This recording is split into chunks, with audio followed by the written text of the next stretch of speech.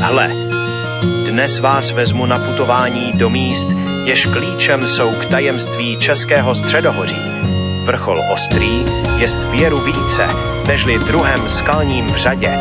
Skalný kužel s rozvalenou hradní, jež jemu majestát nesmrtelný dává.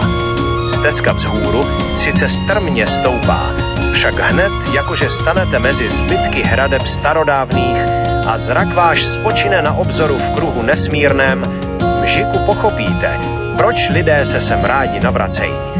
Nuže, utáhněte opánky a pojďte se mnou pohlédnouti, jak vrchol Ostrého dnes vypadá.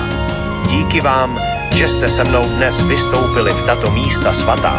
Pokud se vám tento pohled z rozvalin líbil, neopomeňte pod videem uštědřiti přízeň svou lajkem, neb to pomůže v díle mém budoucím. Jestliže nechcete minouti příští zkazky mé a další pokyny k výletům nejenom po tomto kraji, stiskněte odběr. Mějte se dobře, užívejte horstev a výhledů a u dalšího vyprávění se na vás budu věru těšiti. Ahoj!